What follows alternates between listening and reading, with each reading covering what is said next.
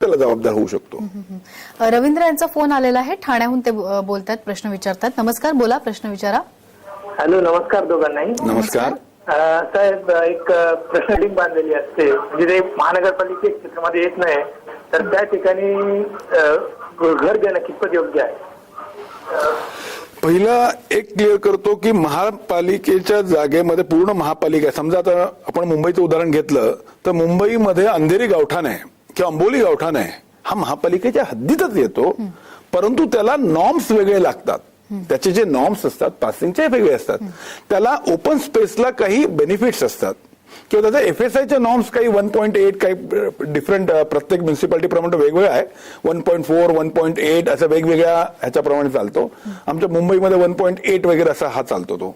पण तिथे जो असतो त्याला ओपन स्पेसला नॉर्म्स असतात.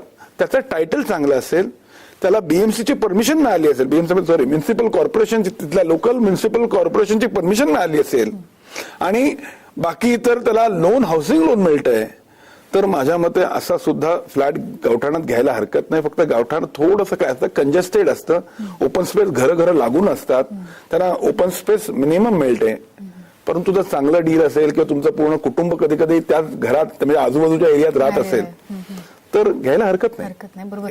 सर, आणखी एक महत्वाचा मुद्दा म्हणजे ज्या बिल्डर कडून आपण घर घेतोय तो बिल्डर, त्याची पार्श्वभूमी किंवा त्याचा इतिहास किंवा तो बिल्डर कशा प्रकारचा आहे, कसा निवडावा बिल्डर, याच्याबद्दल काय सांगाल? श्वेता, फार चांगला प्रश्न विचारलाय. बऱ्याच वेळा लोक काय होतं माहितीये का, लोक 100-200 रुपये वाचवायला जातात. काय असतं, समजा एखाद्या ठिकाणी की निर्माण किंवा तत्सम कोणी बिल्डर आहे ज्याचा रेट आहे 1,500 रुपये 2,000 रुपये रेट आहे. ओके. आणि दुसरा तिथेच बिल्डर आहे जो तिथे 1,500 रुपये किंवा 1,300 रुपयात किंवा असं काहीतरी. आणि अशा वेळेला तुम्हाला वाटतं की यार का नाही आपण ह्याच्याकडून घेत, का आपण जास्त पैसे द्यायचे, निर्माणचा ब्रँड आहे, तुम्ही का द्यायचे. इथे कधी कधी गल्लत होते. मी लोकांना असं विचारतो, आजूबाजूला तुमच्या परिसरात चोऱ्या होत असतील हा, आणि तुम्ही बाहेरगावी जाणार 10 दिवसासाठी, तर तुम्ही तुमच्या घराला टाळा कुठला लावता? एक जॅक्सन फॅक्सन कुठली एक चालू कंपनी आहे, तिथं टाळा 150 रुपयाला मिळतो. आणि गोदरेज किंवा तत्सम चांगल्या ब्रँडचा कंपनीचा टाळा हा 350-400 रुपयाला मिळतो. तरी तुम्ही कुठला टाळा घेता? तू कुठला घेशील? गोदरेज. का?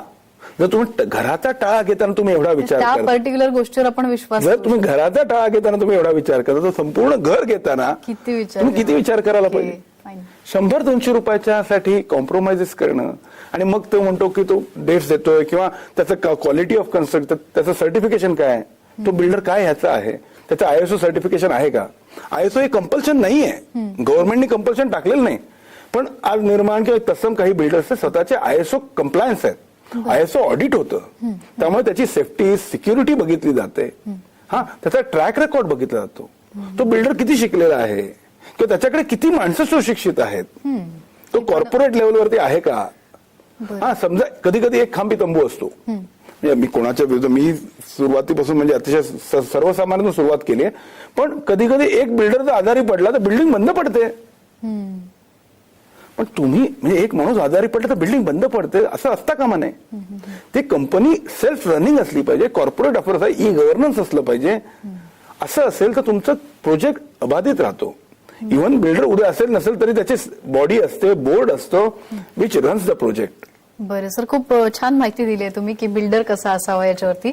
आपल्याला एक फोन आलेला आहे, तो घेऊयात. ठाण्याहून आपल्याला हेमंत दांडेकर प्रश्न विचारतात. नमस्कार, बोला. सर नमस्कार. माझा प्रश्न असा आहे की रिसेलचा फ्लॅट घ्यायचा ठरवला तर त्या केसमध्ये एका भिंतीला त्या माणसाने पूर्णपणे खिडकी केलेली आहे क्रॉस व्हेंटिलेशनसाठी म्हणून, तर ते इलिगल होतं का? म्हणजे एका बाजूला पूर्ण भिंत होती, त्याच्यात त्याने खिडकी तयार केली, नंतर आफ्टर कन्स्ट्रक्शन प्लॅन मध्ये ती पूर्ण भिंत होती, तसं इलिगल आहे होय किंवा नाही? बरोबर. आपण हेमंतजींच्या प्रश्नाचं उत्तर देऊयात, पण एक छोट्याशा ब्रेकची वेळ झाली आहे. ब्रेक घेऊयात आणि लगेच परत येऊयात.